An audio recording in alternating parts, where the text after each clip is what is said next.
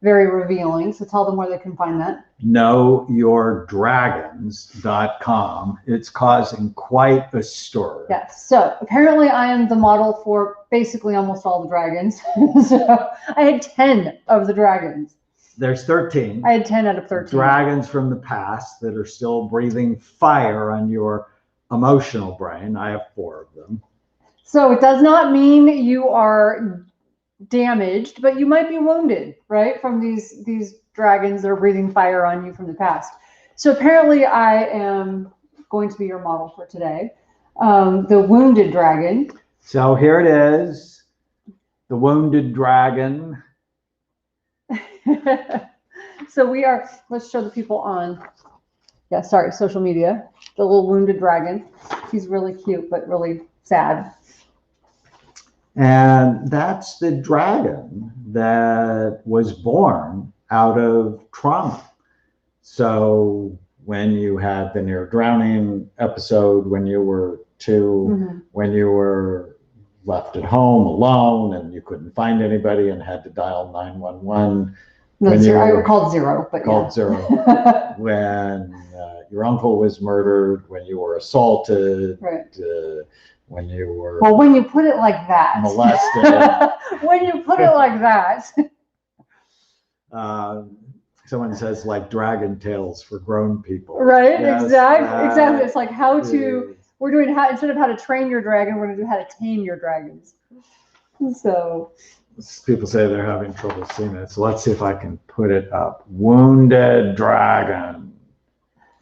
The arrows and almost everybody has had some wounds, trauma, right? At some point, but sometimes it comes and sticks around. So in each of the dragons, we talk about their origin story or how they were born. And for this dragon, is you experience some trauma, physical, emotional, or sexual abuse. I just really quick, you got me this for Christmas. I did. It's a dragon. It's a it's a dragon. It's so beautiful, but it's a dragon. So he got me that. So apparently he's trying to tell me. See, just to show people. See my dragon. So it's just to remind me. They're also born out of intense stress, such as being in a fire or flood, being assaulted, or being in an earthquake. So those of us that live here in Southern California, I've actually was in the 1970 earthquake. But on the East Coast, there's hurricanes and there's tornadoes in Texas. But I remember the earthquake. I think I was 16 or 17, and I was 16, and it was 6 o'clock in the morning. The house is shaking like crazy because we were not very far from the epicenter. Right. And my sisters, I have 5 sisters, they were all screaming. And that was probably more traumatic than the earthquake. And my dad comes out and goes, "Don't worry, it's just an earthquake." And the screaming got louder. And then the next time, it was the 1989 quake up in the Bay Area. I was doing a family therapy session, and this couple is yelling at each other in my office. And then the building starts to shake. And I'm like, you people need to settle down. The wounded dragon can also start if you've been bullied or you've been teased. And you were bullied in high school, where people started talking about you doing trashy things when you weren't. Right. And that must have been just horrifying. It was painful for you. Yeah. So what triggers this dragon to breathe fire on your emotional brain? Any past trauma reminders. So smells, sights, sounds, anniversaries of the accident, death, divorce, breakup, being fired. So sort of anything. And music. So sort of anything that reminds you of or triggers you to feel again unsafe, or like the world is not a safe place. It triggers you about that feeling that you felt when the world was not a safe place. Yeah, and you actually write a lot about the wounded dragon, not using that metaphor in your book. No, it's fun because our new PBS show is about both of our books, because yours is obviously the self-help, identifying your dragons, what to do for your dragons, their origins. Mine is, as I said, I have 10 of them. Mine is the actual, like, this is what happens to a person who has these dragons. Yeah, so people can see it. So this is what happens. Now, great reviews, 4.9 out of 5 stars on Amazon. If you've gotten the book, please leave a review. Thanks, I think would be great. But coming February 27th, nationwide, our 15th public television special, Overcoming Anxiety, Depression, Trauma, and Grief. So check your local public television stations, and if you don't see it, call them and go, hey, why are you not playing Dr. Eamon and Tama's new I think this show? is one of my favorites, just because it's so practical for people. I mean, of course, I loved when we did food too, but this is the first time I think I've risked talking about my life, and for us to do this sort of together was really cool. All right, so how does the wounded dragon cause people to react? Well, they relive the trauma. Sometimes they can have flashbacks, nightmares. They can feel numb.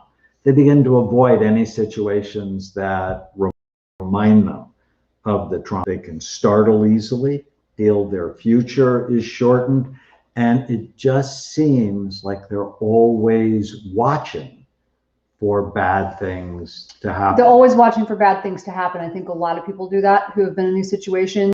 I remember when you tried to get me to work on this positivity bias thing, where you notice happy faces more than you notice scary faces. And I'm like, why the heck would I want to do that? The scary faces are the ones I'm worried about. Like, why would I want to do that? That makes no sense in my brain, because you're always waiting for that thing to happen. And I know for some people, they'll avoid situations that are scary to them or that trigger them. But there are some people who are like, where it's like, if it scares you, you're going to run into it. You're going to run into that fire because you want to test yourself, or you want to train yourself, or you want to be prepared for the worst. Like, I'm always prepared for the worst, right? So there are some people like that. So like where I practice karate and I'm always prepared for disasters, and I'm always, like, some people will go to that extreme because they don't want to be caught off guard. Like, I know I don't want to be caught off guard. So if you've ever been caught off guard, you don't want to be caught off guard. Right, that it traumatized you and got your nervous system to work too hard.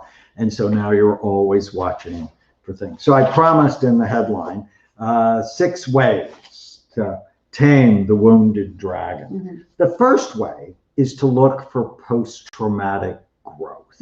That, yes, a lot of people have experienced trauma, but it has also triggered greatness. Right. And it's only because Lincoln suffered with actually very severe depression that he knew how to suffer so he could lead during the Civil War, during our country's darkest days. And you don't have to be president, thank God. Something as simple as writing your story is post-traumatic growth. Or getting therapy so you can be a better parent. That's post-traumatic growth. Let's say, because another one too is writing the story of what happened, but not from a child's perspective.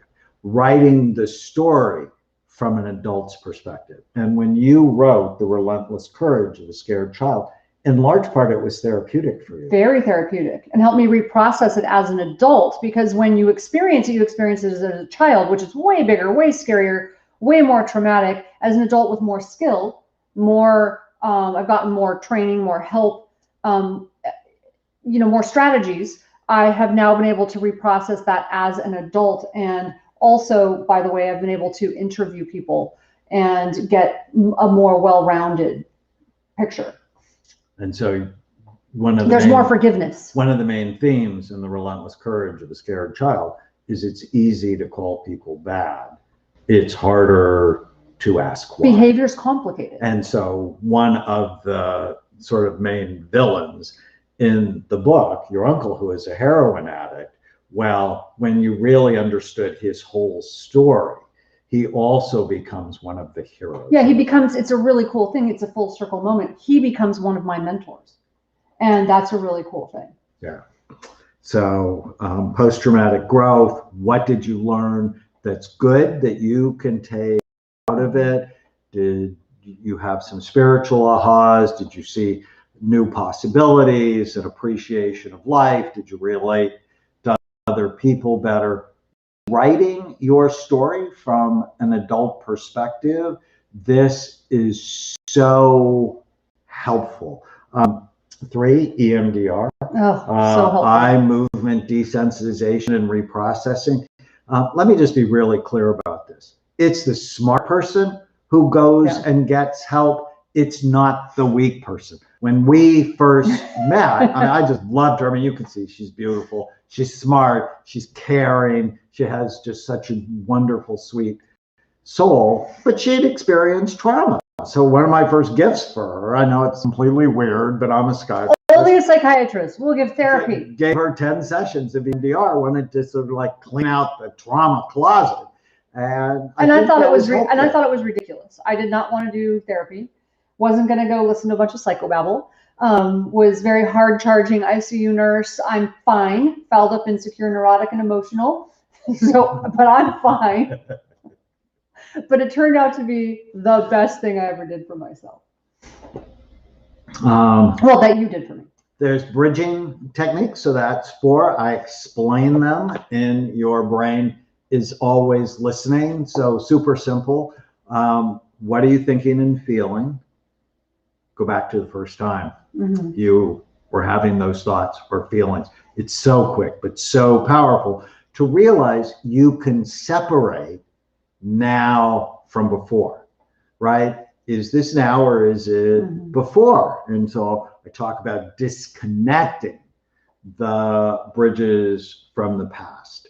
5, there's a technique called havening that I write about in the book. When you feel trauma, stimulate both hemispheres while you think about the trauma. Initially, the anxiety goes up, but then it goes down.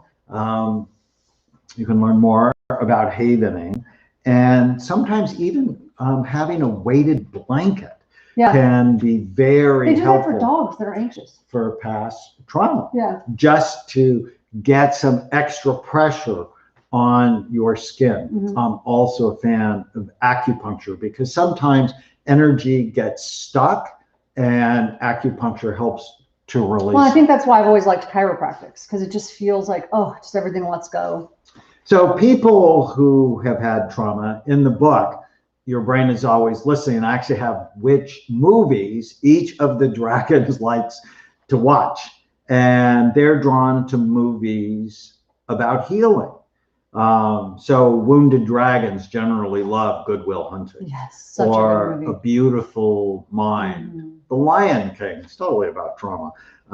Ray, or one of my favorite all-time movies ever, As Good as It Gets, with Jack Nicholson and Helen Hunt. I would add to that, like something like Soul Surfer even. God, she was just so powerful. It was such a good story.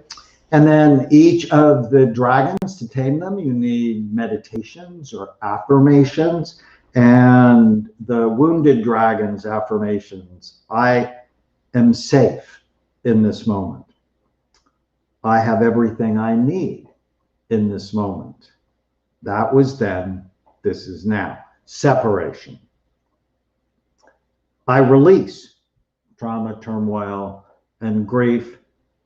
And asking for help is a sign of strength, not weakness.